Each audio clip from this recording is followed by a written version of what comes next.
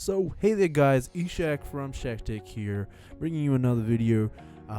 This may be part of the Photoshop tutorials that I started a while ago. Recently I posted an Instagram photo.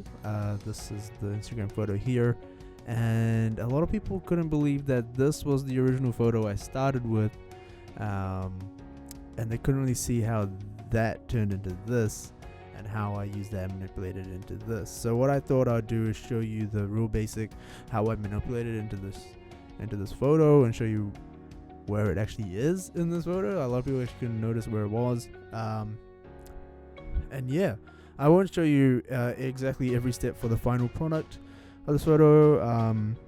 I'll show you this. I'll just like speed run it through. I'll switch off the layers, internalize what layers were accompanied to make this end product. But leave a comment down below if you want to see any specifics, like in terms of color grading or masking or superimposing some of this features like the river and the trees into this picture. But overall I found this was actually quite a quick edit for me. There's nothing too complicated in it, and yeah, so let's start with this original picture and I'll show you how I go into shape. So I wanted to get this circle, the circular like warp field. I kind of got like a bit of an inspiration from Interstellar. If you've ever watched that, they have a scene where like the landscape starts curving around. So I wanted to get this radial effect. So there was numerous ways I could think of doing it. Was maybe manually manipulating it through some sort of warp tool. I tried liquefy, which failed really badly. I tried some sort of follow path. But then I found out there was a really easy way. It's simple. It's a couple of clicks. All I simply do is you go to filter, distort, polar coordinates, and then what you're able to do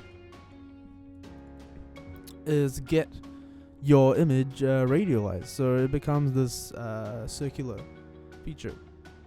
You can do a rectangular. I don't know the use case of that, but yeah, you can do that. That's one way of doing it, I guess.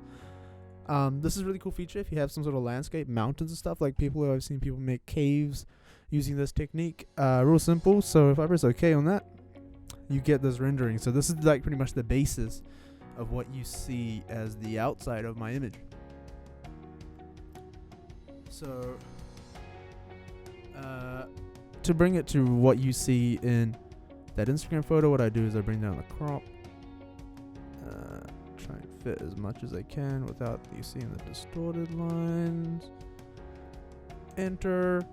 And so this is literally what you see in the end product. So of course I tidy up these lines here. You can do that in numerous ways. One way, the way I did it was you duplicate this layer, flip it, and then you're able to mask out these lines, so you can get rid of the stuff like this, these lines here, and then you can use the healing tool to get rid of that center point, which is pretty simple. And so yeah, so now you should be able to see how this now is that radial. So what I'll do here is I'll turn off all the layers, all the colored layers on here. So after I've cleaned up, so this is how you'd see it by one. After I've cleaned it up a bit, you can still see it's a bit messy here. Could have done it a little bit, spent a little time, but I was a bit time congested on this. This is what it looks like cleaned up. You don't see that center line and whatnot. Also like there's little parts here, like you'd see in here, there's like a car and stuff. Try masking stuff out. It's not the neatest job,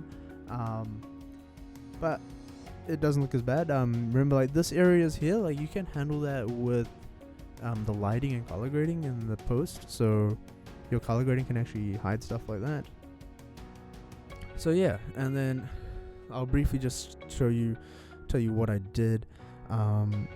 Did some real basic color grading, got that red effect, and then I wanted to cut out the middle. Real rough, of course. This is of course to be blended in, just so I can deepen the red of the center. Then we did some more like a basic photo touch-ups, like contrasting, exposure. Just want to make it pop. Added our center figure, Then I wanted to work on this corner, add on some pine trees. So what I did was pretty much layer all these trees on. So, and I made it kind of in a radial effect, just like some sort of forest there. I kind of had a bit more time trying like show like a forest coming down here. That would be pretty nice. Then what I did was then what we went for is superimposing the river. Now this can be done in various ways. The way that we did it was we took an existing image of a river, then superimposed it. So that meant deconstructing it and warping it into place, taking out all of its bends and stuff, and then putting some maybe like inner shadows and whatnot to make it look like it's part of the land. You also put some of that red glare on it as well to make it look like it's been reflected. Real simple there, but of course you could do it in other ways. You could paint it potentially. Paint it and then do a drop shadow on it. That would also make it look like a superimposed. Next we added the fireflies. These are just real simple. They're painted on using a Gaussian blur underneath them to give that kind of effect of firefly. And then we added fog, a little bit of fog around here, just a little bit of added extra effect, make it again look a bit more blended in. And that was pretty much it. That's how I did this Instagram edit. Hopefully now you can see how the original photo, if I was to undo,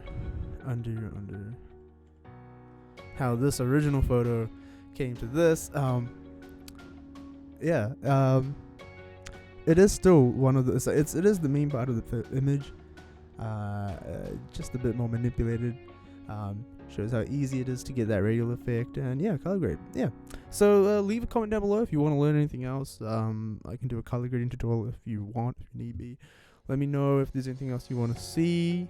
Thank you for watching, and as always, Eyeball1, and I'll see you in the next one. Peace.